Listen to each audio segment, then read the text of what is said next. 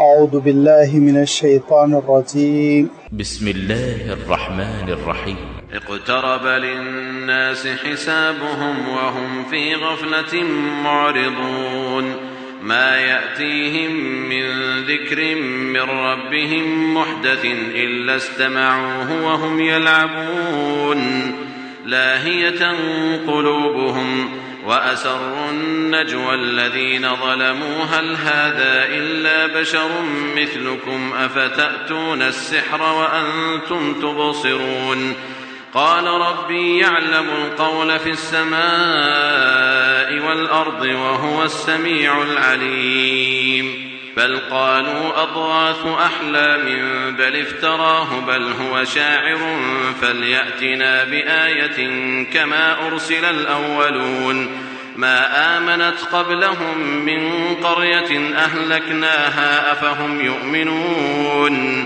وما أرسلنا قبلك إلا رجالا نوحي إليهم فاسألوا أهل الذكر إن كنتم لا تعلمون وما جعلناهم جسدا لا يأكلون الطعام وما كانوا خالدين ثم صدقناهم الوعد فأنجيناهم ومن نشاء وأهلكنا المسرفين لقد أنزلنا إليكم كتابا فيه ذكركم أفلا تعقلون صدق اللہ العظیم.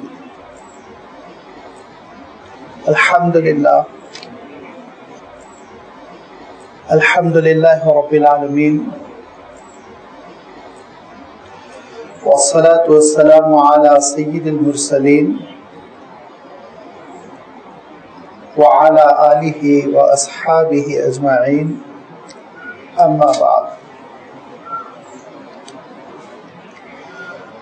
سورۃ الانبیاء کا یہ پہلا رکوع ہے جس کی بھی آپ کے سامنے تلاوت کی گئی.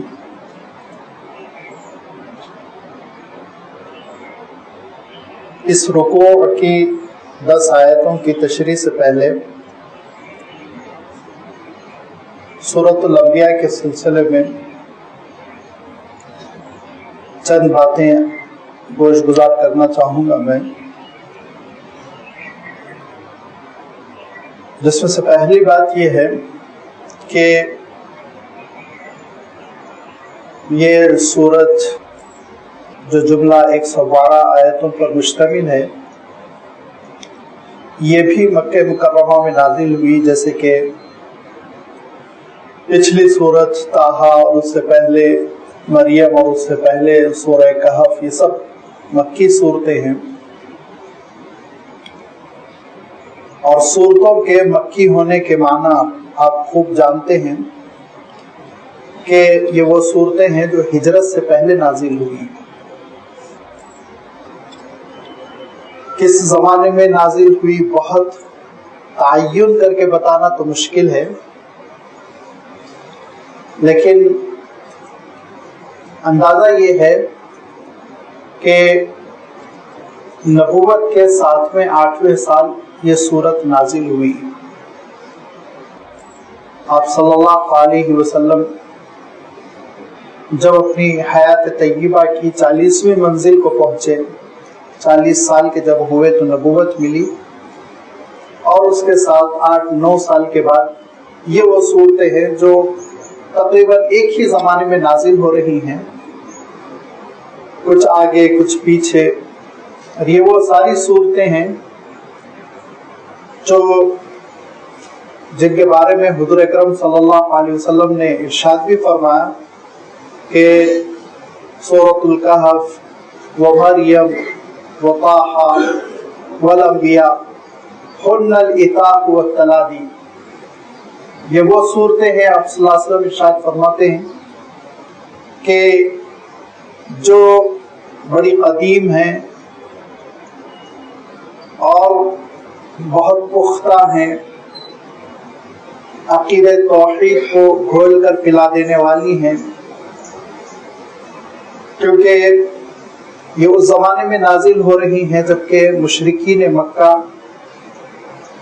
وہ اسلام کی مخالفت کے علمبردار بنے ہوئے تھے اور اپنے پرانے آبائی شرک کے نظام کو لے کر قیادت کے وہ دعوے دار تھے، اللہ تعالیٰ نے ان صورتوں میں اس حقیقت کو اجاگر فرمایا کہ توحید دراصل حقیقی نظریہ ہے۔ سارے انبیاء علیہ الصلاۃ والتسلیم اسی کو لے کر کھڑے ہوئے اور یہی غالب آ کر رہے گا۔ اس کی مخالفت کرنے والے، اس عقیدے کو نہ سمجھنے والے، اس نظریے کو نہ ماننے والے وہ شکست کھائیں گے، ان کو اپنی بلوں میں گھسنا ہوگا اور یہ دین غالب آئے گا، نبیوں اور رسولوں کی مدد ہوگی۔ ایسے انجانے حالات میں مدد ہوگی کہ عام انسانی عقل حیران ہو کر رہ جائے۔ اللہ تعالیٰ نے اس حقیقت کو کبھی حضرت موسیٰ علیہ الصلاۃ والتسلیم کے واقعے میں بیان فرمایا، اللہ تعالیٰ نے اس حقیقت کو کبھی اور نبیوں کے تذکرے سے نمایاں فرمایا، اور آپ جانتے ہیں سورہ طٰہٰ میں اللہ تعالیٰ نے حضرت موسیٰ علیہ السلام کا واقعہ بہت تفصیل کے ساتھ بیان فرمایا۔ اب اس کے بعد سے اللہ تعالیٰ اور بھی بعض نبیوں کا اشارہ فرما رہا ہے، اور چونکہ ان نبیوں کا تذکرہ ہے اور نبیوں کی کامیابی کی جانب اشارہ ہے، اسی لیے اس سورت کو سورۃ الانبیاء کے نام سے موسوم کیا گیا ہے۔ سورۃ الانبیاء وہ سورت جس میں نبیوں کا تذکرہ ہے، وہ تذکرہ انشاءاللہ اپنے اپنے مقام پر آئے گا، اور اس میں اللہ تعالیٰ یہ بتائے گا کہ انبیاء علیہ الصلاۃ والتسلیم کی دعوت کیسے غلبہ حاصل کرتی ہے، اس کو کیسے کامیابی ملتی ہے۔ لیکن اس سے پہلے اللہ تعالیٰ نے ایک تمہید بیان فرمائی، ایسی تمہید جس میں اللہ تعالیٰ نے انسان کی نفسیات کا تذکرہ فرمایا کہ انسان دعوت حق کو کیوں قبول نہیں کرتا، سچائی کو، اللہ تعالیٰ کے دین کو کیوں قبول نہیں کرتا۔ اس کے لیے اللہ تعالیٰ نے اس صورت میں جس سبب کو نمایاں فرمایا وہ ہے دراصل غفلت۔ حق کو قبول کرنے میں، سچائی کو قبول کرنے میں، اللہ تعالیٰ کی ہدایتوں کو اور اس کے احکام کو قبول کرنے میں رکاوٹ بننے والی بعض چیزیں ہیں جن کا قرآن پاک میں اللہ تعالیٰ نے الگ الگ صورتوں میں تذکرہ فرمایا، اور الگ الگ صورتوں میں ان کی اللہ تعالیٰ نے تفصیل بیان فرما دی۔ ان رکاوٹوں میں مثلا ایک رکاوٹ ہے غرور، تکبر، انسان کی انانیت، میں پن، اس کا اللہ تعالیٰ نے دوسرے مقامات پہ تذکرہ فرمایا، اور غرور اور تکبر کے سیمبل کے طور پر، نمونے کے طور پر اللہ تعالیٰ نے ابلیس کا تذکرہ فرمایا، فرعون کا تذکرہ فرمایا۔ حق کو قبول کرنے اور اللہ تعالیٰ کے دین کو قبول کرنے میں رکاوٹ بننے والی چیزوں میں انسان کی خواہشات کا بھی بڑا عمل دخل ہوتا ہے۔ خواہشات نفس کا پیروکار بن جائے، غلام بن جائے، اور صرف خواہشات کی تکمیل کے لیے انسان جینے لگے، شہوتوں میں جینے لگے، تب بھی وہ حق کو قبول نہیں کر پاتا۔ اس کا بھی تذکرہ اللہ تعالیٰ نے قرآن پاک میں فرمایا ہے۔ یہاں اللہ تعالیٰ نے سورۃ الانبیاء میں ایک تیسری علت کا تذکرہ فرمایا، ایک تیسری کوتاہی کا تذکرہ فرمایا، ایک تیسری ایسی عادت کا تذکرہ فرمایا یا ایسی صفت کا تذکرہ فرمایا جو سچائی کو قبول کر لینے، حق کو قبول کر لینے میں بہت رکاوٹ بنتی ہے، اور اس کا علاج بھی اللہ تعالیٰ نے اشارہ فرمایا۔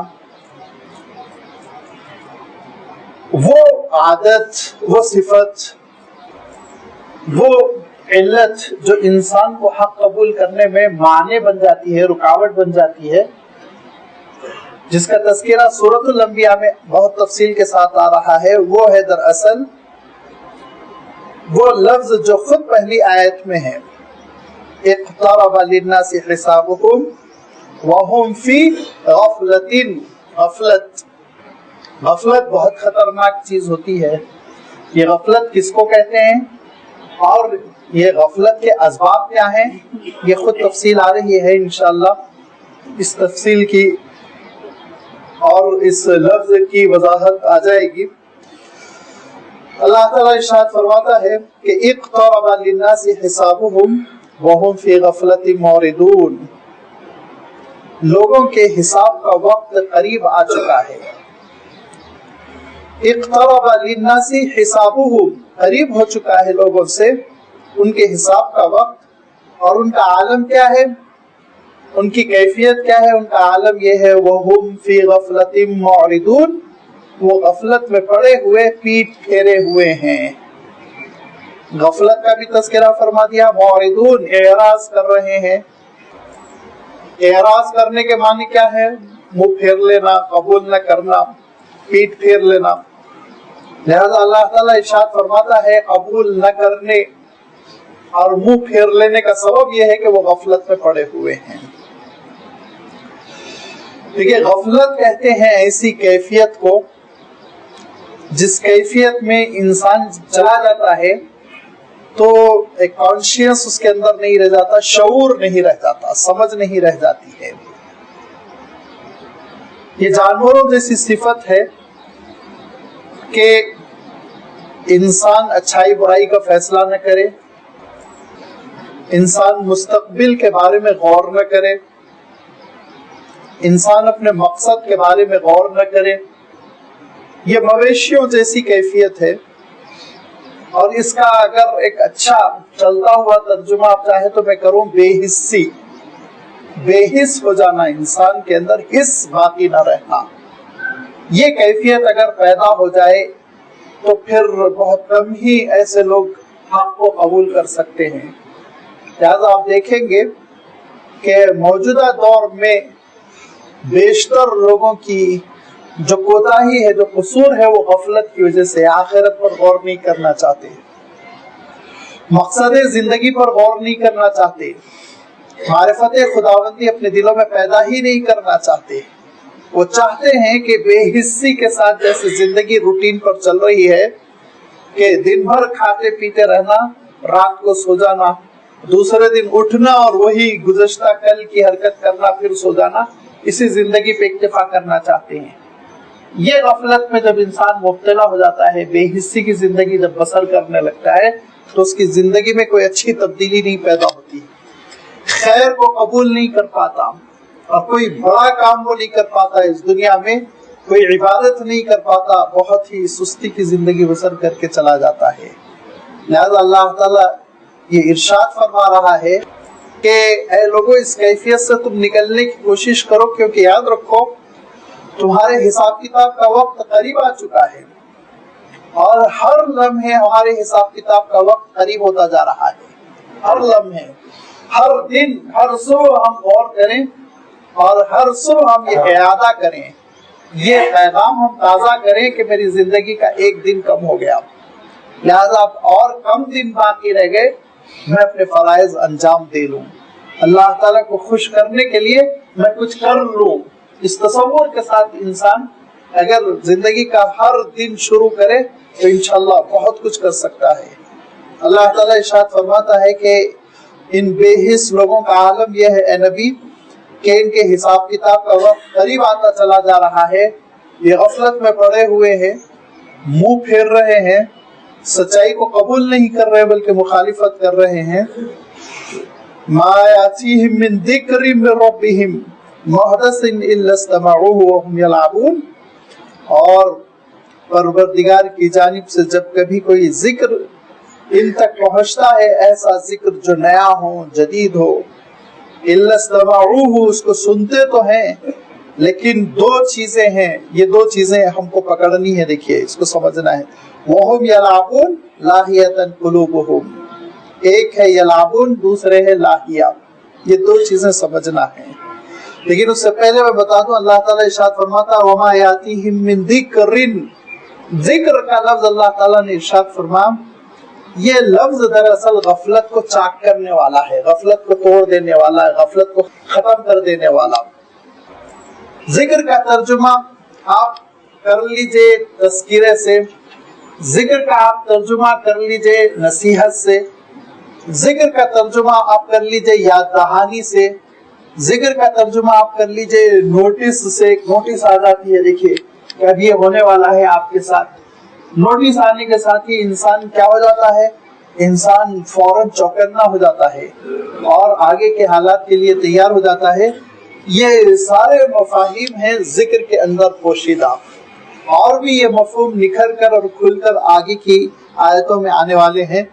لہذا ہم یہ سمجھ لیں کہ گویا غفلت کا جسٹ اپوزٹ، اس کا مخالف، اس کی ضد وہ ذکر ہے، جس کا اللہ تعالیٰ تذکرہ فرما رہا ہے کہ اگر ہم نصیحت کا سامان اپنا لیں، اگر ہم اس کلام پاک کو نصیحت اور ایک یاد دہانی کا ذریعہ سمجھ کر ہم اس کو پڑھیں اور یاد کریں اور سمجھیں، تو پھر ہماری زندگیوں میں تبدیلی آئے گی۔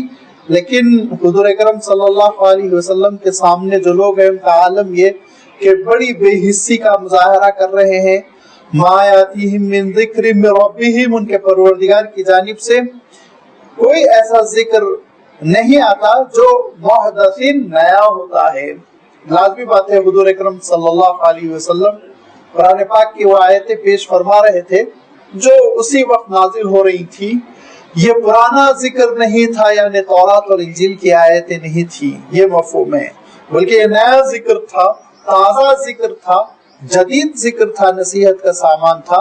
اِلَّا اسْتَمَعُوهُ، اس کو سنتے تھے اچھی طرح، ان کے کان میں بات پڑتی تھی، کیونکہ اللہ کے رسول صلی اللہ علیہ وسلم سنانے کا فریضہ بخوبی انجام دے دیتے، لیکن ان کا عالم یہ ہوتا وَهُمْ يَلْعَبُونَ لَاهِيَةً قُلُوبُهُمْ۔ یہ دونوں کیفیتوں کا ترجمہ کرنے سے پہلے دونوں لفظ کو ہم سمجھے، کیونکہ دونوں لفظ اللہ تعالیٰ نے قرآن مجید میں دوسرے مقام پر ایک ساتھ بیان فرمائے۔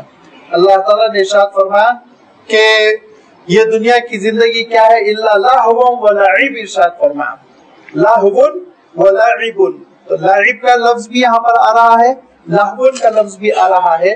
پہلے لعب کا لفظ ہے، اسی لیے ہم پہلے وہ سمجھ لیں، بعد میں لاہیتن یعنی لہو کا لفظ ہے، انشاءاللہ پھر وہ سمجھیں گے۔ وَهُمْ يَلْعَبُونَ، اور وہ کھیل میں پڑے ہوئے ہیں۔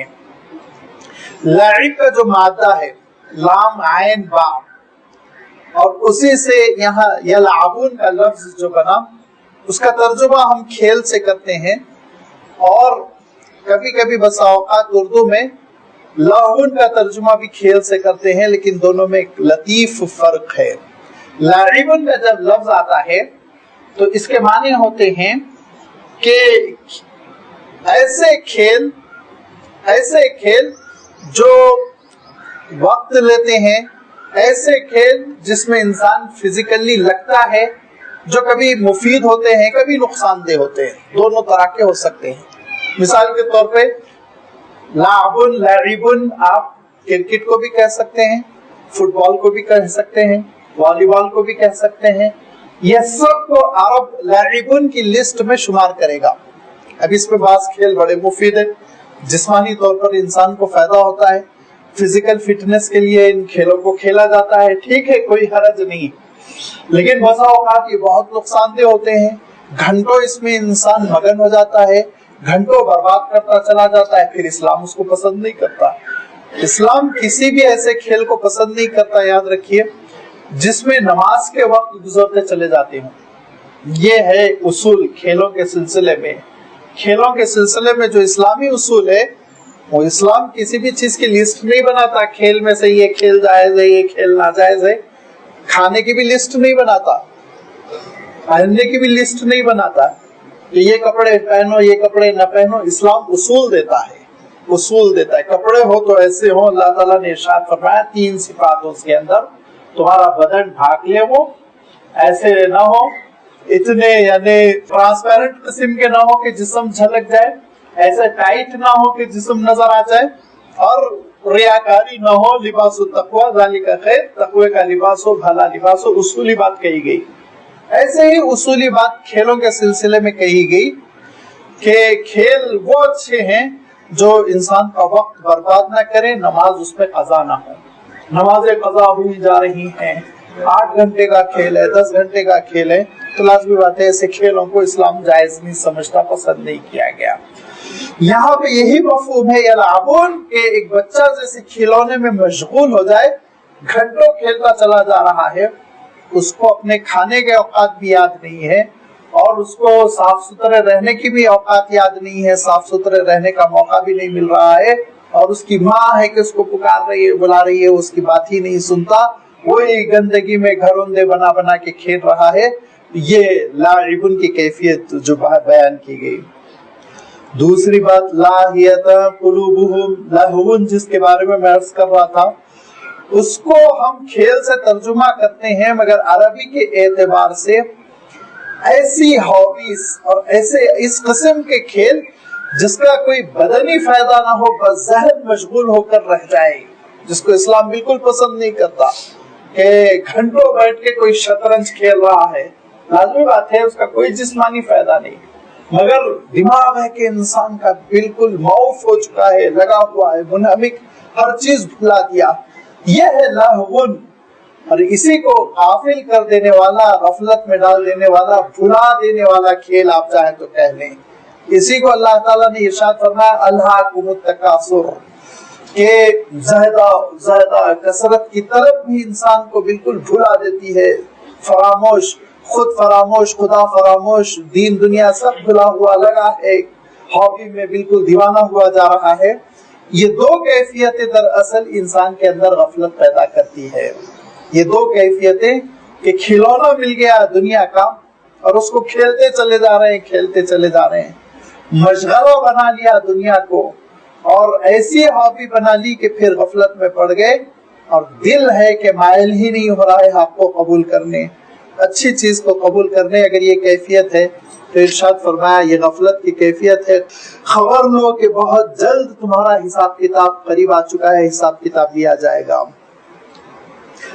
मा यातीहिम मिन ज़िक्रिन मिन रब्बिहिम मुहदसिन इल्ला इस्तमऊहु हुम यलअबून लाहियतन कुलूबुहुम, के अल्लाह ताला की जानिब से, परवरदिगार की जानिब से नसीहत का सामान जब कभी नया नया ताज़ा ताज़ा आता है तो सुनते तो हैं, लेकिन वो खेल में लगे हुए हैं, गफलत में पड़े हुए हैं, उनके दिल गफलत में मुब्तला हैं।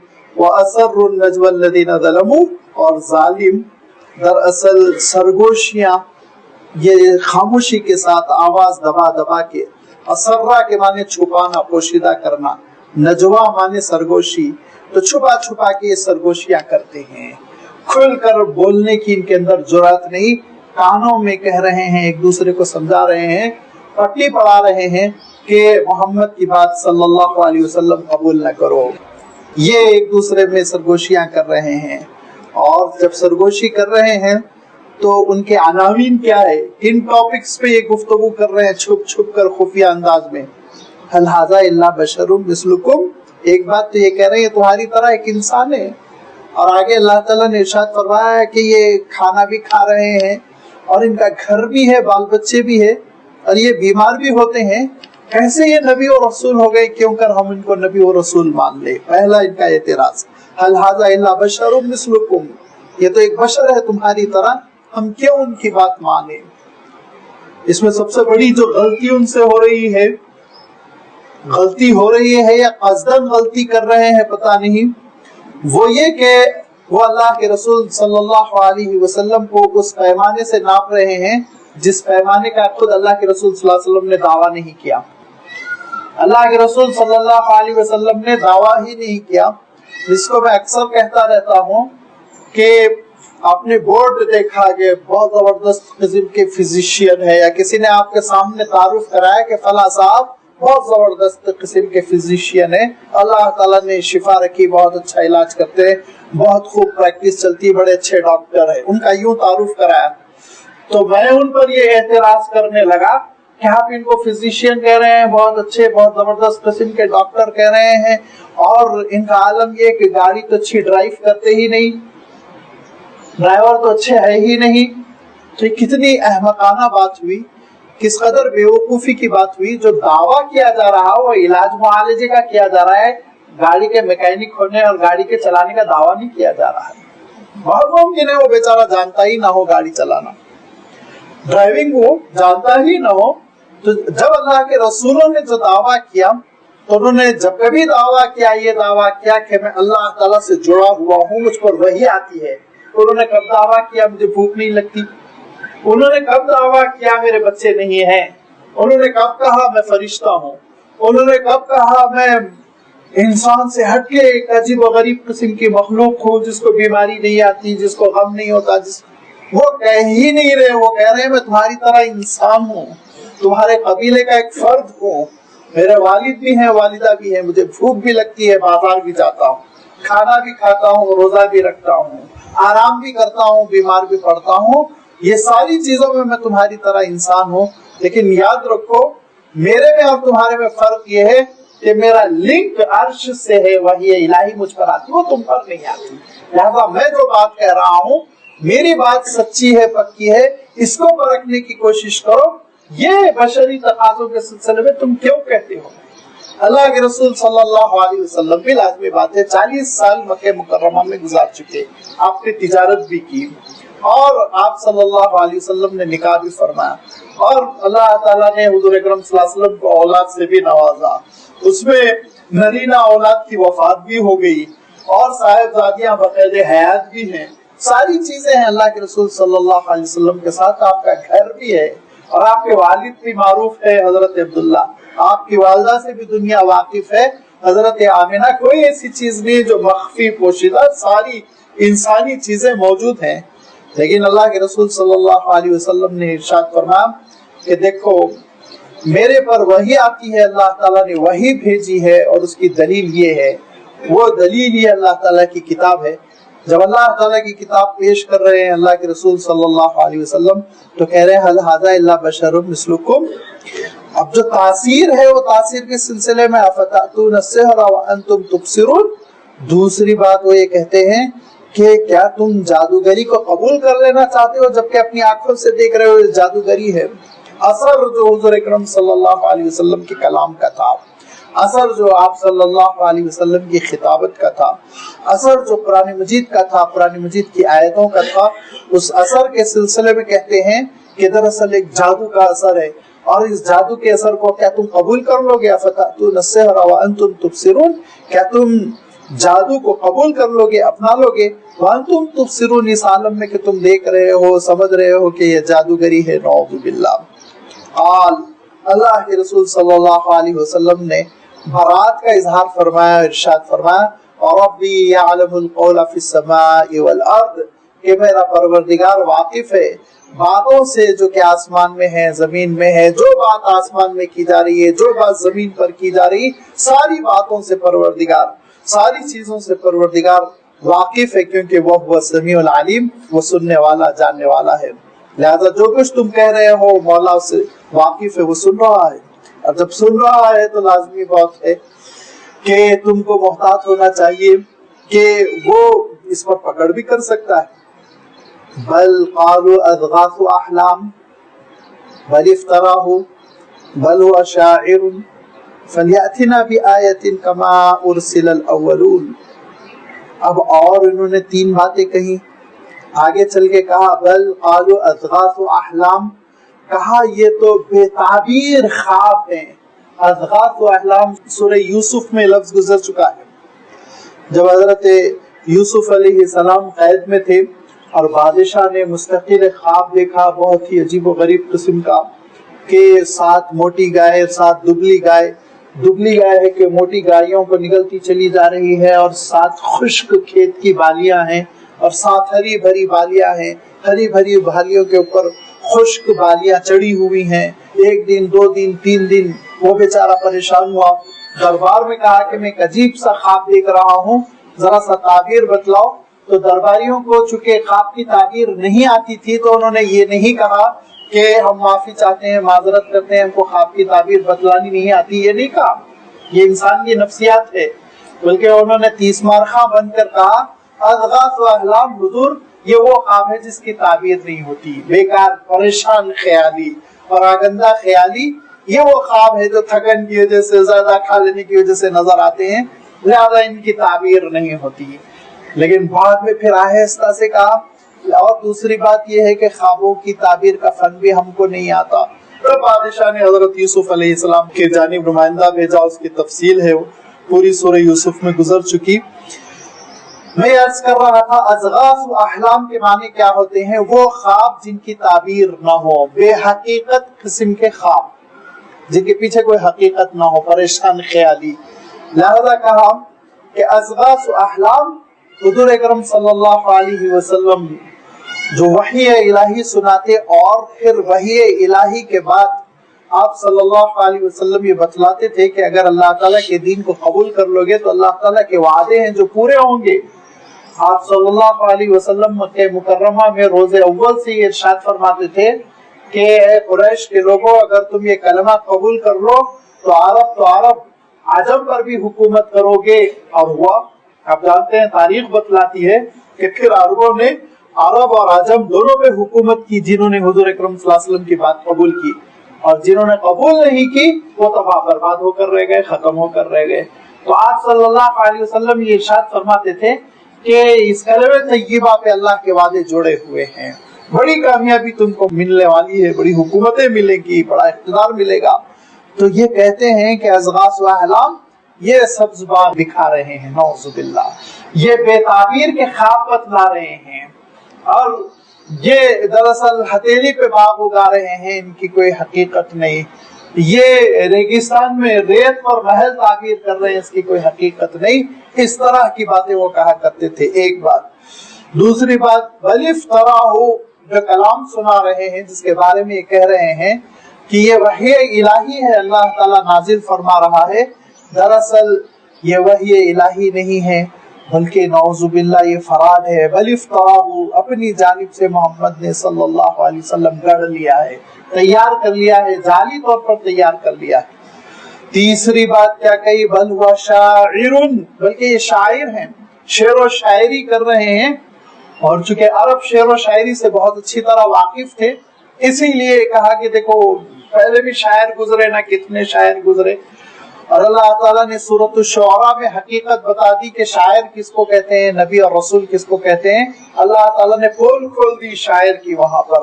لہذا یہاں انہوں نے ایک اعتراض کیا کہ آپ صلی اللہ علیہ وسلم نعوذ باللہ شاعر ہیں. اب آپ دیکھیے 5 باتیں انہوں نے کہی یہاں پر، 5 باتیں. ایک تو یہ کہ هل هذا الا بشر مثلکم، ایک تو تمہاری طرح انسان ہے. دوسری بات جادوگر ہے، جادو کا اثر ہے. تیسری بات یہ کہ بے تعبیر کے خواب ہے. چوتھی بات یہ کہ اپنی طرف سے تیار کر لیا ہے، گڑھ لیا ہے. 5ویں بات یہ کہ شعر ہے، شعر و شاعری ہے، یہ شاعر ہیں. یہ 5 باتوں کو سامنے رکھنے سے آپ سمجھ سکتے ہیں کہ بیچارے یہ مخالفین مکے کے سرداران قریش کتنے تردد میں پڑے ہوئے تھے، کتنے بے چین تھے، کس قدر یہ دل بدلی کر رہے تھے، پارٹی بدل رہے تھے کہ کبھی کچھ کہہ رہے ہیں، کبھی کچھ کہہ رہے ہیں، لیکن ان سے بن نہیں پڑ رہا ہے، اپنے آپ کو سنبھال نہیں پا رہے ہیں.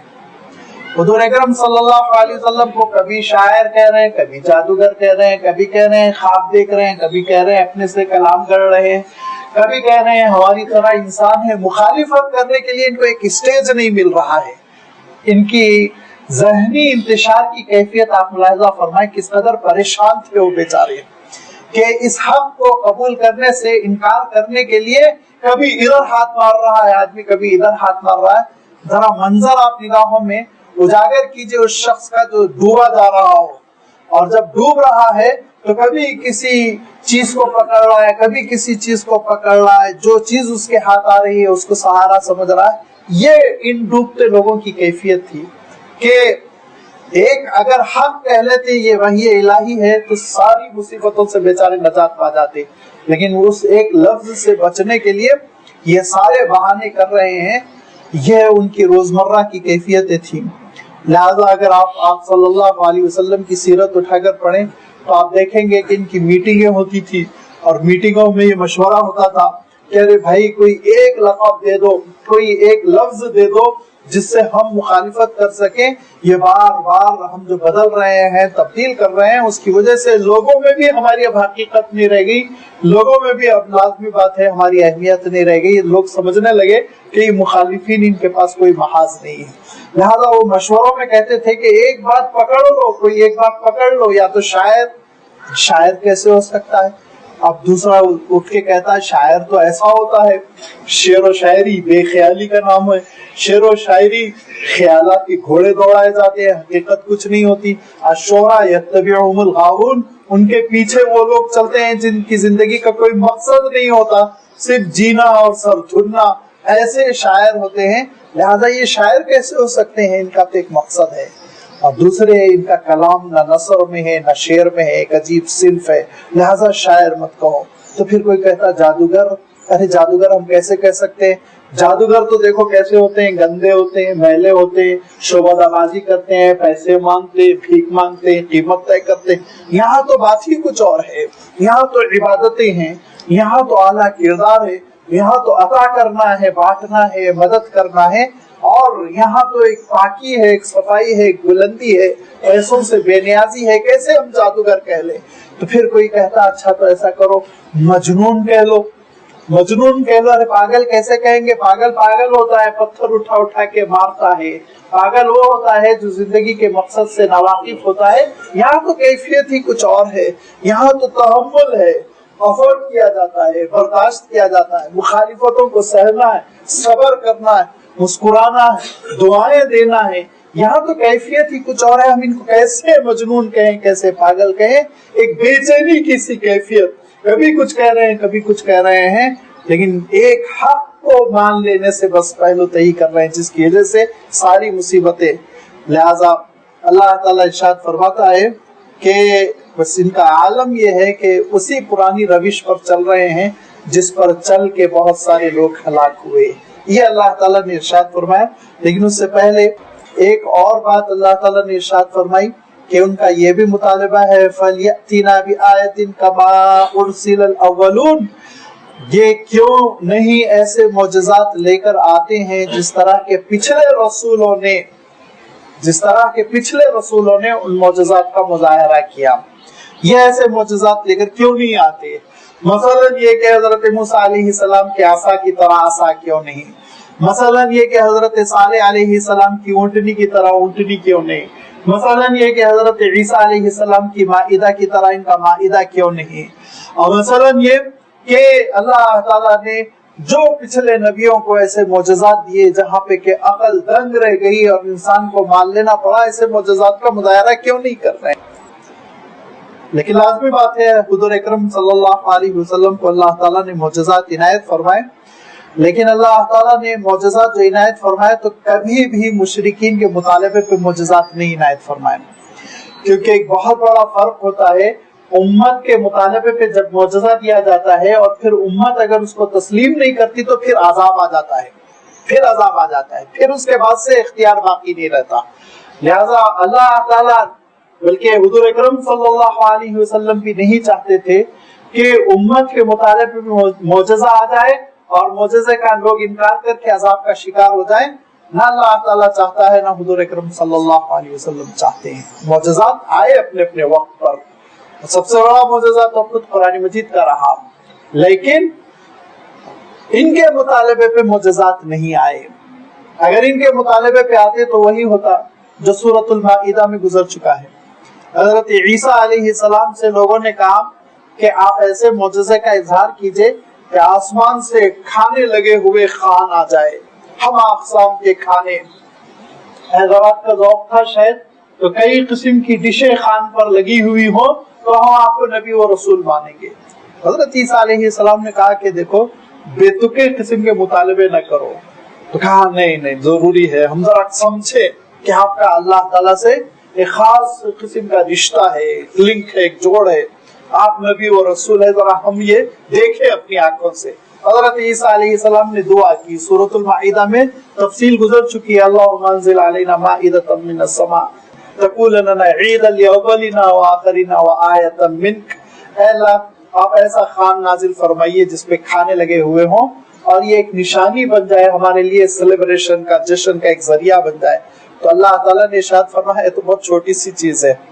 اللہ تعالیٰ نے اس دنیا کو خود دسترخوان بنایا، سینکڑوں قسم کی نعمتیں کھانے پینے کی رکھ دی، اس کے لیے ایک دسترخوان خوان نازل کر دینا چند لوگوں کے لیے یہ کون سی بڑی مشکل ہے سوچئے. لیکن اللہ تعالیٰ ارشاد فرماتا ہے کہ خوان تو نازل ہو جائے گا، لیکن خوان نازل ہونے کے بعد فَمَن يَكْفُرْ مِنْكُمْ فَإِنِّي أُعَذِّبُهُ عَذَابًا لَا أُعَذِّبُهُ أَحَدًا مِنَ الْعَالَمِينَ.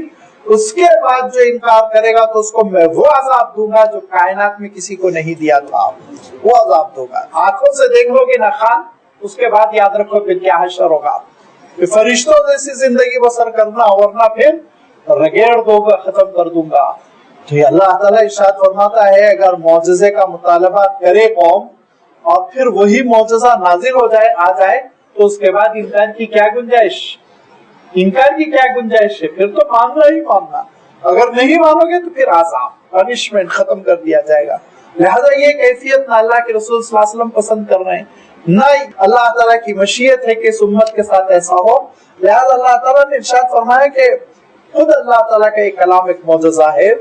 نبی کی دعوت پر غور کرو، نبی کیا بلا رہے ہیں، کس چیز کی جانب بلا رہے ہیں، اس پر غور کرو، بلا وجہ کے مطالبے نہ کرو. لہذا حضرت ابوبکر صدیق رضی اللہ تعالیٰ عنہ کے سلسلے میں امام ابن کثیر رحمۃ اللہ علیہ نے یہ واقعہ لکھا کہ حضرت ابوبکر صدیق رضی اللہ تعالیٰ عنہ کو پکڑ لیا، کہا کہ اتنی جلدی مان لیا آپ نے رسول اور نبی، نہ ان کے پاس حضرت موسیٰ علیہ السلام کا عصا ہے، نہ ان کے پاس حضرت عیسیٰ علیہ السلام کا خوان ہے، نہ صالح علیہ السلام کی اونٹنی ہے، کچھ بھی تو نہیں ہے، کیسے آپ نے نبی اور رسول مانا؟ تو حضرت ابوبکر صدیق رضی اللہ تعالیٰ عنہ کے بارے میں روایت آتی ہے بہت رقیق القلب تھے، نرم دل کے. لہذا رو پڑے کہ اچانک حضور اکرم صلی اللہ علیہ وسلم کا گزر ہوا تو کہا کہ کیا بات ہے ابوبکر، آپ رو کیوں رہے ہیں، آپ دیدہ کیوں ہیں؟ تو کہا کہ آپ کے مخالفین نے سب مطالبہ کیا ہے اللہ کے رسول.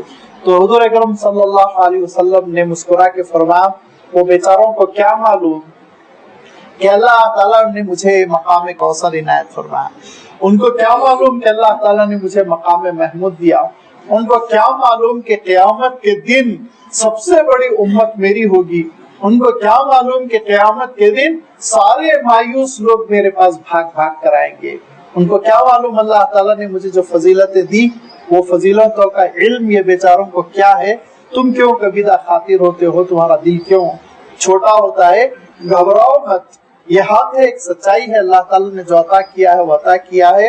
انشاءاللہ وقت پر ساری چیزیں آئیں گی، یہ خود دیکھیں گے. لیکن عالم یہ ہے کہ اللہ تعالیٰ ارشاد فرماتا ہے کہ معجزات کا مطالبہ کرنے والے کبھی معجزات پر ایمان نہیں لائے. عجیب و غریب بات یہ، فرعون نے ایمان قبول کیا، حضرت موسیٰ علیہ السلام کی چھڑی کو اژدہا بنتا ہوا دیکھا، سورۃ طٰہٰ میں گزر گیا، کیا اس نے توبہ کر لی، ایمان قبول کیا؟ حضرت عیسیٰ علیہ السلام کے مخالفین نے زندگی بھر حضرت عیسیٰ علیہ السلام کے معجزات دیکھے لیکن انہوں نے توبہ کی. یہاں تک کہ حضرت صالح علیہ السلام سے مطالبہ کیا اونٹنی کا، اور کیسے مطالبہ کیا؟ سامنے جو پہاڑ نظر آ رہا ہے وہ پہاڑ پھٹ جائے اور اس میں سے ایک اونٹنی نکلے. تو ایک صاحب نے آگے بڑھ کے کہا کہ اونٹنی بھی اونٹنی، اس کی عمر یوں ہونی چاہیے کہ وہ 10-12 سال کی ہو، جوان ہو. تیسرے صاحب نے ایک اور شرط لگائی کہ ان کو جتنا ہو سکے پریشان کیا جائے، اور کہا کہ باہر نکلنے کے ساتھ ہی معلوم ہو وہ پریگننٹ ہو، حاملہ ہو، اور تھوڑی دیر کے بعد بچہ جنم دے، 10 مہینے کا حمل ہو، فوراً ہی پھر بچہ بھی جنم دے دے. تو حضرت صالح علیہ السلام نے کہا کہ یہ سب ایسے مطالبے ہیں جو اللہ تعالیٰ کے لیے کوئی حقیقت نہیں رکھتے، بہت آسان سی چیز ہے. بہتر یہ ہے کہ تم میری دعوت کو قبول کرو، ان معجزات کا مطالبہ نہ کرو. انہوں نے کہا ہم بات مانیں گے ہی نہیں جب تک کہ معجزہ نہیں دیکھیں گے. حضرت صالح علیہ السلام نے دعا کی، اللہ تعالیٰ نے کہا پہاڑ کو دیکھو، پہاڑ پھٹا، ویسے ہی اونٹنی نکلی، زبردست قسم کی لمبی چوڑی ابھی ہیکل اونٹنی، اور پھر وہ 10 مہینے کی گابھن، اور اس کے بعد اس نے پھر بچے کو جنم دیا. اس کے ساری چیزوں کو انہوں نے اپنی آنکھوں سے دیکھ لیا. لیکن اس کے بعد کیا کیا انہوں نے؟ چند ہی دنوں کے بعد اونٹنی کو مار ڈالا اور پھر عذاب کے شکار ہو گئے. تو اللہ تعالیٰ ارشاد فرماتا ہے کہ یہ احمق انسانوں کا عالم یہ ہے، ڈیمانڈ کر کر کے معجزوں کا مطالبہ کر کر کے معجزات دیکھتے ہیں لیکن پھر بھی انکار کرتے ہیں. لہذا ہوتا کیا ہے، ما آمنت قبلہم من قریۃ اہلکناہا، پچھلی بستیوں کو بھی ہم نے ان کے مطالبوں کے مطابق معجزات دیے تھے، مگر ما آمنت قبلہم من قریۃ، کسی بھی بستی نے ایمان قبول نہیں کیا. نتیجہ کیا نکلا، اہلکناہا، ہم نے ہلاک کر دیا، تباہ کر دیا. کیا حشر ہوا قوم سمود کا، کس طرح برباد ہو گئے، کیسے اللہ تعالیٰ کے عذاب کے شکار ہو گئے. سورہ ہود میں بھی گزر چکا ہے، سورۃ الاعراف میں بھی گزر چکا ہے، اور آگے بھی بعض صورتوں میں اللہ تعالیٰ اشارہ فرمائے گا. ایک چنگھاڑ تھی، ایک چیخ تھی، جس کی وجہ سے سب کے سب ایک زبردست زلزلے سے ہلاک کر دیے گئے، برباد کر دیے گئے. افہم یؤمنون، کیا انہوں نے ایمان قبول کر لیا تھا معجزات پر؟ کیا فرعون نے قبول کیا، فرعون کی قوم نے قبول کیا؟ اپنی آنکھوں سے دیکھا کہ حضرت موسیٰ علیہ السلام کے لیے سمندر پھٹ گیا، راستے بن گئے، اور آرام سے حضرت موسیٰ علیہ السلام کا قافلہ جا رہا ہے. کتنا بڑا معجزہ تھا. ہم لوگ بھی دل میں سوچتے ہیں نا، ایسا معجزہ دیکھتے تو ہم بھی جب بھی توبہ کر لیتے، ایمان قبول کر لیتے. یہ جذبہ پیدا ہوتا ہے یا نہیں ہوتا؟ لیکن لازمی بات ہے ان لوگوں نے اپنی آنکھوں سے دیکھا اس منظر کو، لیکن قبول نہیں کیا. لہذا اللہ تعالیٰ ارشاد فرماتا ہے کہ یاد رکھو، نبیوں اور رسولوں کا مقصد معجزات دکھانا نہیں ہے. اس حقیقت کو سمجھو. معجزات ایک عارضی چیز ہے، وقتی چیز ہے، حسب ضرورت اس کا مظاہرہ کیا گیا. رسولوں کا مقصد کیا ہے؟ رسولوں کا مقصد یہ ہے کہ بندوں کو اللہ تعالیٰ سے جوڑا جائے. لہذا اللہ تعالیٰ ارشاد فرماتا ہے وَمَا أَرْسَلْنَا قَبْلَكَ إِلَّا رِجَالًا نُوحِي إِلَيْهِمْ، اے نبی آپ سے پہلے بھی ہم نے مردوں ہی کو نبی اور رسول بنایا اور ان کی جانب وہی بھیجی. یہ ایک حقیقت ہے کہ وہ نہ صرف انسان تھے بلکہ انسانوں میں بھی وہ صنف نازک سے ان کا تعلق نہیں تھا. اللہ تعالیٰ نے خواتین کو نبوت اور رسالت کے کام کے لیے نہیں استعمال فرمایا کیونکہ وہ بوجھ نہیں اٹھا سکتی. وہ یہ بوجھ رسالت کا خواتین نہیں اٹھا سکتی ہیں، وہ صنف نازک ہے. لہذا فرمایا رجالن، مردوں کو اللہ تعالیٰ نے اس کے لیے منتخب فرمایا. آپ سے پہلے حضرت عیسیٰ کا انتخاب ہوا، ان سے پہلے حضرت یحییٰ، حضرت زکریا، اور ان سے پہلے حضرت داؤد، حضرت سلیمان. سلسلہ چلتا رہا، حضرت موسیٰ علیہ السلام، اور اس سے پہلے حضرت ابراہیم علیہ السلام، حضرت اسماعیل علیہ السلام، حضرت اسحاق علیہ السلام، حضرت یعقوب علیہ السلام، حضرت یوسف علیہ السلام، اور اس سے بھی پہلے حضرت نوح علیہ السلام، اور حضرت ہود علیہ السلام، حضرت صالح علیہ السلام، اور پھر آخر میں ان کے حضرت شعیب علیہ السلام. یہ سارے وہ رسول ہیں، انبیاء ہیں جن کو اللہ تعالیٰ نے نبوت کے کاس کے لیے منتخب فرمایا. یہ سارے وہ مرد حضرات تھے جن کو نبرد آزما ہونا پڑا، حالات سے لڑنا پڑا، بڑی لڑائیاں، اخلاقی محاذ پہ لڑائی، جنگی محاذ پر لڑائی. اور کون سا محاذ ہے جس پر لڑائی نہ چھیڑی گئی؟ تو آپ سوچئے خواتین کیسے برداشت کر سکتی تھی. لہذا اللہ تعالیٰ نے خواتین کو رسالت کے لیے منتخب نہیں فرمایا. ہاں، صدیقہ کا لفظ اللہ تعالیٰ نے خواتین کے لیے ارشاد فرمایا. وہ اللہ کی اولیاء اللہ میں سے ہو سکتی ہیں، اہل اللہ میں سے ہو سکتی ہیں، لیکن نبوت اور رسالت کے لیے اللہ تعالیٰ نے ان کو منتخب نہیں فرمایا. لہذا اللہ تعالیٰ ارشاد فرماتا وَمَا أَرْسَلْنَا قَبْلَكَ إِلَّا رِجَالًا نُوحِي إِلَيْهِمْ فَاسْأَلُوا أَهْلَ الذِّكْرِ إِن كُنتُمْ لَا تَعْلَمُونَ. اہل کتاب سے پوچھ لو اگر تم نہیں جانتے ہو. اہل کتاب بتائیں گے تم کو کہ اللہ تعالیٰ نے کتنوں کو رسالت کے لیے منتخب فرمایا. تورات میں ان کا تذکرہ ہے، انجیل میں ان کا تذکرہ ہے. لہذا جن کے پاس ذکر ہے، نصیحت کا سامان ہے، وہ بتائیں گے تم کو کہ اللہ تعالیٰ نے پچھلے زمانے میں کیسے نبیوں اور رسولوں کو منتخب فرمایا.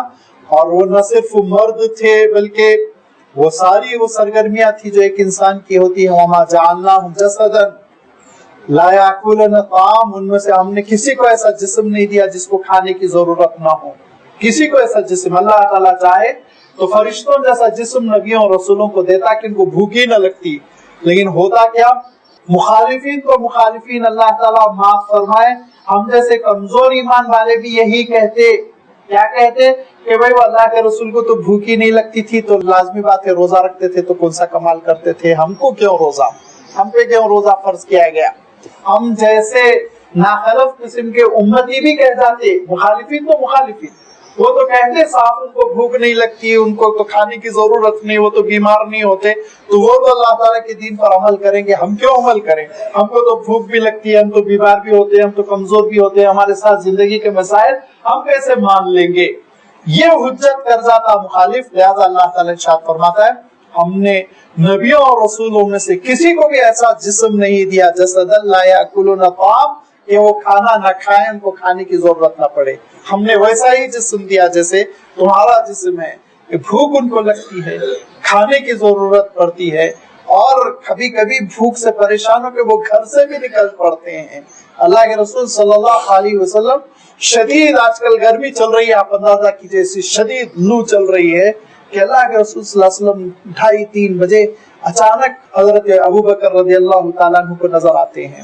تو حضرت ابوبکر اور حضرت عمر اس سے پہلے ہی مل چکے تھے۔ واقعہ آپ نے بار بار سنا ہوگا کہ گرمی کے زمانے میں بے وقت دھوپ کے وقت حضرت ابوبکر بھوک سے پریشان ہو کر نکلے تو حضرت عمر نظر آئے، تو کہا عمر یہ ٹائم گھر سے کیوں باہر نکلے؟ تو کہا ابوبکر آپ کیوں نکلے؟ آپ کیوں نکلے؟ یہ سوال تو میں بھی آپ سے کر سکتا ہوں۔ تو حضرت ابوبکر نے کہا کہ مارے بھوک کے بیٹھنا مشکل ہو گیا تھا، لہذا سوچا کہ باہر شاید کچھ مل جائے، کہیں بازار میں کوئی چیز ایسی مل جائے یا کہیں ہم چلے جائیں۔ تو حضرت عمر نے کہا کہ بعینی ہی میری بھی یہی کیفیت ہوئی کہ بھوک سے بیکل ہو کر میں نکلا۔ ابھی یہ بات چیت ہو رہی تھی کہ اللہ کے رسول صلی اللہ علیہ وسلم بھی تشریف لے آئے، تو کہا اللہ کے رسول اس سخت دھوپ میں آپ کا معمول نہیں تھا، آپ کیسے تشریف لے آئے؟ تو کہا یہی سوال میں تم دونوں سے بھی کر سکتا ہوں۔ تو ہر دو نے کہا اللہ کے رسول بھوک سے بے چین ہو کر ہم لوگ نکلے۔ تو کہا تمہارے رسول کا بھی یہی معاملہ ہے، میں بھی بھوک سے بے چین ہو گیا، بیٹھنا مشکل ہو گیا تھا، کئی دن سے کھانا نہیں، لہذا میں سوچا کہ شاید باہر کوئی بندوبست ہو، کوئی نظم ہو جائے۔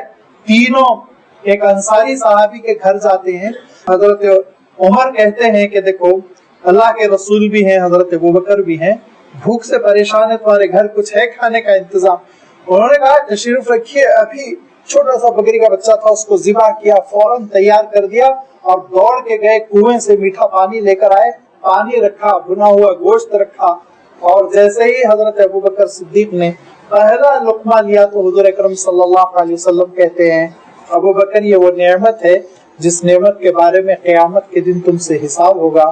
حضرت ابوبکر کہتے ہیں اللہ کے رسول بڑی مدت کی بھوک کے بعد پہلا لقمہ لے رہا ہوں۔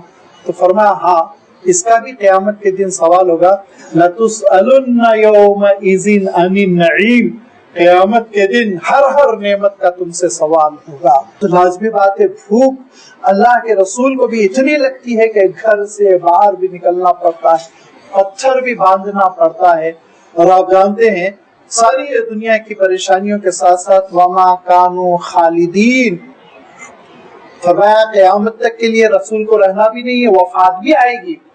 وَمَا كَانُوا خَالِدِينَ، ہمیشہ نہیں رہیں گے، وفات بھی آئے گی، موت سے بھی ان کو دوچار ہونا ہے۔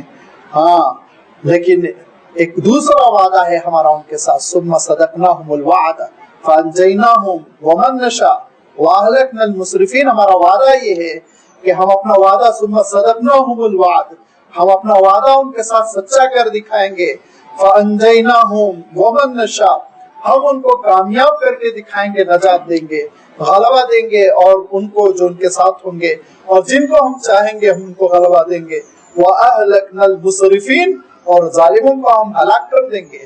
ظالموں کو جو حد سے آگے بڑھ رہے ہیں، تجاوز کر رہے ہیں، ان کو ہم ہلاک کر دیں گے، تباہ و برباد کر دیں گے۔ لَقَدْ أَنزَلْنَا إِلَيْكُمْ كِتَابًا فِيهِ ذِكْرُكُمْ، ہم نے ایک ایسی کتاب تمہاری جانب اے لوگوں نازل کر دی جس میں تمہارے لیے ذکر ہے۔ یہ ذکر کی 3 تشریحات ہے۔ پہلی تشریح حضرت عبداللہ ابن عباس رضی اللہ تعالیٰ عنہ کرتے ہیں، اور اس کا ترجمہ یوں ہوگا، حضرت عبداللہ ابن عباس رضی اللہ تعالیٰ عنہ کی رائے کے مطابق، فیہ ذکرکم، جس میں تمہارے لیے شرف ہے، افتخار ہے، باعث شرف ہے تمہارے لیے، باعث عزت ہے۔ اور کیوں نہ ہو، اللہ کے رسول صلی اللہ علیہ وسلم نے خود ارشاد فرما دیا کہ ان اللہ یرفع بہذا الکتاب اقواما ویضع بہ الآخرین، یہ وہ اللہ کی کتاب ہے جس کو تھام لیتا ہے تو اللہ تعالیٰ اس قوم کو رفعتیں دیتا ہے، بلندی دیتا ہے، شرف ملتا ہے، عزت ملتی ہے، اور خود اللہ تعالیٰ نے اپنی کتاب میں یہ وعدہ کیا کہ ایمان رکھو گے، یقین رکھو گے، انتم العالون ان کنتم مؤمنین، بلند ہو کر رہو گے، کامیاب ہو کر رہو گے۔ تو یہ بھی مفہوم ہے۔ دوسرا مفہوم یہ بھی ہے فیہ ذکرکم، اس میں تمہارے لیے نصیحت کا سامان ہے۔ واقعہ یہ ہے کہ اللہ تعالیٰ کی کتاب نصیحت کا سامان ہے اور عبرت کا سامان ہے۔ ہماری نصیحت کے لیے اللہ تعالیٰ نے اس کتاب میں اپنی قدرتوں کا تذکرہ فرمایا، اپنی نشانیوں کا تذکرہ فرمایا، انسان کی فانی عمر کا تذکرہ فرمایا، آخرت کا تذکرہ فرمایا، آخرت میں ملنے والی نعمتوں کا تذکرہ فرمایا، سزاؤں کا تذکرہ فرمایا۔ تو نصیحت کا سامان تو از اول تاخیر ہے ہی، یہ مفہوم بھی ہے اور اس مفہوم کو لینے میں بھی کوئی حرج نہیں۔ اور تیسرا مفہوم یہ ہے کہ فیہ ذکرکم، اس میں تمہارا تذکرہ ہے۔ تذکرہ لازمی بات ہے، تذکرہ بھی ہے ہمارے لیے۔ ہم سب کا تذکرہ اس معنوں میں ہے کہ ہم کس راستے پر چل رہے ہیں، کیا کر رہے ہیں، ہماری صفات کیا ہے، یہ ساری چیزوں کا اللہ تعالیٰ نے اس میں تذکرہ فرما دیا۔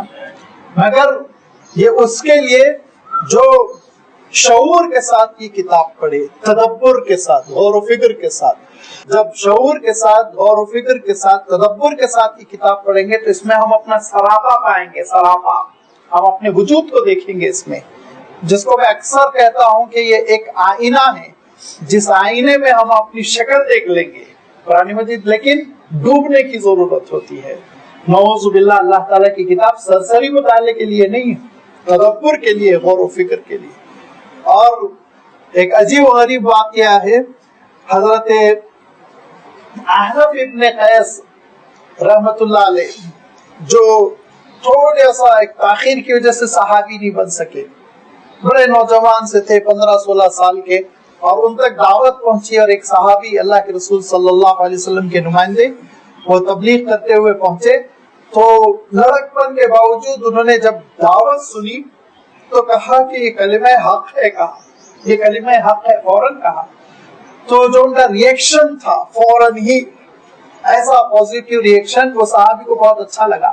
جب وہ واپس آئے تو حضور اکرم صلی اللہ علیہ وسلم سے یہ عرض کیا کہ جب میں بنو تمیم میں گیا اور قبیلے کے درمیان میں نے اسلام کا تعارف کرایا تو ایک لڑکے نے فوراً کہا، بغیر سوچے سمجھے کہا یہ حق ہے، یہ سچائی ہے، یہ بھلائی ہے۔ تو حضور اکرم صلی اللہ علیہ وسلم نے کہا اللہ تعالیٰ اس نوجوان کو ہدایت دے یا مغفرت کرے، ایسی کچھ دعا اللہ کے رسول صلی اللہ علیہ وسلم نے دی۔ فوراً پھر اس کے بعد سے دعا قبول ہوئی، حضرت احنف نے اسلام قبول کیا۔ حضرت عمر رضی اللہ تعالیٰ عنہ کے دور میں پہنچے مدینہ منورہ، تو حضرت عمر رضی اللہ تعالیٰ عنہ نے انٹرویو لیا، بہت جانچ پڑتال کرتے تھے حضرت عمر رضی اللہ تعالیٰ عنہ۔ تو حضرت عمر نے دیکھا ایک 25-26 سال کا نوجوان بھی آیا ہوا ہے، تو کہا کس قبیلے کے؟ فلاں۔ ارے تمہارے قبیلے والے بڑے شریر لوگ ہیں۔ تو کہا امیر المومنین، ایک ہی لاٹھی سے گھوڑے اور گدھے کو نہ ہانکیے، ہر قوم میں اچھے بھی ہوتے ہیں برے بھی ہوتے ہیں۔ تو حضرت عمر نے کہا کہ تم بہت سمجھدار لگتے ہو، لہٰذا 1 سال تم مدینہ منورہ میں رہو۔ تو میں کہا ٹھیک ہے، آپ کا حکم سرک ہو۔ سال بھر حضرت عمر رضی اللہ تعالیٰ عنہ نے دیکھا کہ نوجوان میں بہت جوہر ہے، تو پھر حضرت عمر رضی اللہ تعالیٰ عنہ نے ایران کی طرف بھیجا اور بہت کامیابی کے ساتھ یہ آگے بڑھتے رہے اور بہت جڑے رہے حضرت عمر سے، حضرت عثمان سے، پھر حضرت علی رضی اللہ تعالیٰ عنہ سے تو بہت قریب ہو گئے۔ حضرت علی رضی اللہ تعالیٰ عنہ کے دستے راست ہو گئے اور بڑی تربیت حاصل کی حضرت علی رضی اللہ تعالیٰ عنہ سے۔ تو تابعی ہیں یہ حضرت احنف ابن قیس، ان کا ایک عجیب و غریب واقعہ ہے کہ وہ تلاوت سن رہے تھے، اور اس زمانے میں قرآن مجید ایسے پرنٹ کے جو نسخے ہوتے ہیں کتابی شکل ایسا نہیں تھا، صحیفے ہوا کرتے تھے گھروں میں، اکثر و بیشتر یادداشت پر لوگ زیادہ بھروسہ کرتے، تلاوت بھی کرتے تو ان کو اتنا یاد ہوتا تھا آرام سے تلاوت۔ تو دیکھا قاری صاحب پڑھ رہے ہیں لقد انزلنا الیکم کتابا فیہ ذکرکم افلا تعقلون، ہم نے تمہاری جانب ایک ایسی کتاب نازل کی جس میں تمہارا تذکرہ ہے، کیا تم عقل سے کام نہیں لیتے؟ وہی تیسرا ترجمہ میں کر رہا ہوں تیسرے مفہوم کا۔ تو چونکے اور چونکے حضرت احنف کہنے لگے کہ اس کتاب میں میرا تذکرہ ہے، ہمارا تذکرہ کہاں ہے؟ میرا تذکرہ، میں تو اپنا تذکرہ تلاش کروں گا۔ لہذا وہ لوٹے، لوٹنے کے بعد روایتوں میں آتا ہے امام مروزی رحمۃ اللہ علیہ نے، بہت بڑے محدث ہیں، انہوں نے 3री सदी हिजरी के मुहद्दिस है, अभी इमाम बुखारी रहमतुल्लाह अलैह वगैरह भी नहीं पैदा हो गए, उस दौर के मुहद्दिस है। उन्होंने किताब लिखी है क़ियामुल लैल, उसमें ये पूरा वाक़या लिखा कि हज़रत अहनफ ये कहते हैं कि मेरा तज़किरा कहाँ है, मैं तलाश करूं। लिहाजा अब वो सहीफे पढ़ रहे हैं, कुरान पाक पढ़ रहे हैं, और पढ़ते पढ़ते उनका गुजर हो रहा है अलिफ लाम मीम ज़ालिकल किताब ला रैब फीह हुदल लिल मुत्तकीन अल्लज़ीना युमिनूना बिल गैब युक़ीमूना अस्सलात मिम्मा रज़क़नाहुम युनफ़िक़ून। आगे पढ़ते चले जा रहे हैं कि अल्लाह ताला अपने नेक बंदों का तज़किरा फरमा रहा है, ईमान में बड़े पुख्ते, इबादतों में बहुत आगे, अल्लाह ताला ने जो कुछ दे रखा है उसको खर्च करते हैं। और पढ़ते पढ़ते इस आयत पे पहुंचे ततजाफा जुनूबुहुम अनिल मज़ाजिअ, कि उनके पहलू बिस्तरों से जुदा और रात भर नमाजों में खड़े हुए। पढ़ते पढ़ते वो इस आयत पे पहुंचे अल-काज़िमीनुल गैज़ वल आफ़ीना अन्नास, और अल्लाह की राह में खर्च करने वाले, गुस्से पे काबू रखने वाले, अफ़्व दरगुजर से काम लेने वाले। पढ़ते पढ़ते देखा एक जगह अल्लाह ताला इरशाद फरमा रहा है युसिरून अला अनफुसिहिम वलौ काना बिहिम क़सासा, सब कुछ अपना अता करने वाले, अपना नुकसान बर्दाश्त कर लेने वाले। तो कहा कि अल्लाह ये आला सिफात तो मेरे अंदर नजर नहीं आ रही, इसमें ये तो मेरा तज़किरा नहीं लगता है अल्लाह। अभी पढ़ रहे हैं, तिलावत कर रहे हैं और औरात की वरगर्दानी कर रहे हैं, तो फिर देखते हैं कि अल्लाह ताला इरशाद फरमाता है कि कुफ्र का आलम ये इतने शदीद कुफ्र में पड़े हुए हैं, सवाउन अलैहिम अनज़रतहुम अम लम तुनज़िरहुम ला युमिनून। ऐ नबी आप समझाएं न समझाएं ईमान नहीं कबूल करेंगे, और इनका आलम यह है कि जहन्नम में फेंक दिए जाएंगे। उनसे पूछा जाएगा कि मा सलककुम फी सक़र, क्यों भेजा गया जहन्नम में, तो कहेंगे ईमान से महरूम थे। और उसके साथ साथ मा सलककुम फी सक़र क़ालू लम नकु मिनल मुसल्लीन वलम नकु नुतइमुल मिस्कीन वकुन्ना नख़ूदु मअल ख़ाइदीन वकुन्ना नुकद्दिबु बियौमिद्दीन हत्ता अतानल यकीन फमा तनफ़हुम शफ़ाअतुश शाफ़िईन।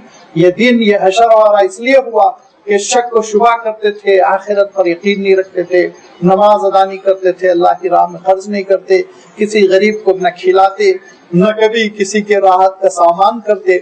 लिहाजा हशर ये हुआ कि आज जहन्नम में डाल दिए गए।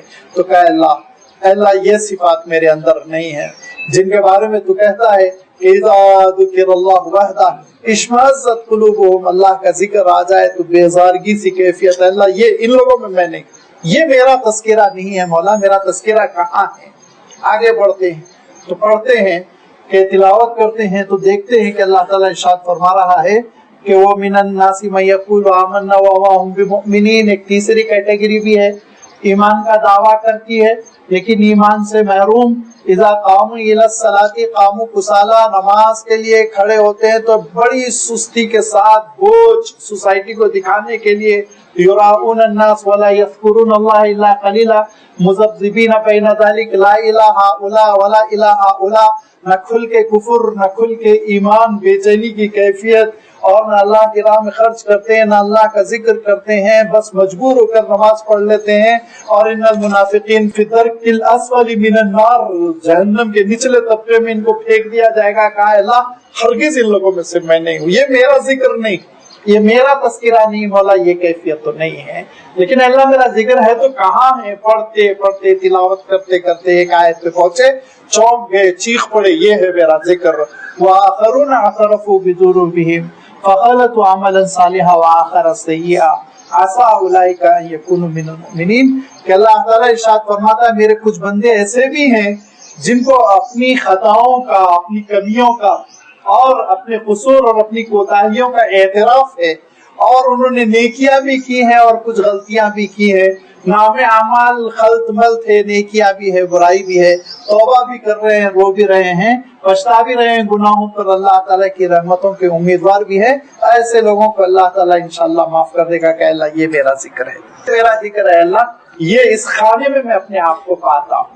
ये तदब्बुर, ये बेचैनी, ये गौर व फिक्र, ये कुरान मजीद से ताल्लुक और ये गहराई में जाना, ये है अल्लाह ताला का इरशाद फरमा रहा लक़द अंज़लना इलैकुम किताबन फ़ीहि ज़िक्रुकुम। अपना तज़किरा तलाश करो, तुम्हारा जिक्र है, उसमें गौर करोगे तो देखोगे कि अल्लाह ताला तुम्हारी नफ्सियात पर उंगली रख के, जैसे कि कहा जाए वैसे कह रहा है तुमसे कुछ, तुम्हारी कोताहियों की जानिब तवज्जो दिला रहा है।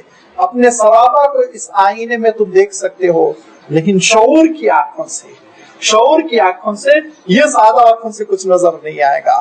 شعور کی آنکھوں سے اگر تم غور کرو گے تو اللہ تعالیٰ کی کتاب بتائے گی تمہارے اندر کیا کمزوریاں ہیں، اللہ تعالیٰ کی کتاب بتائے گی تمہارے اندر کیا خوبیاں ہیں.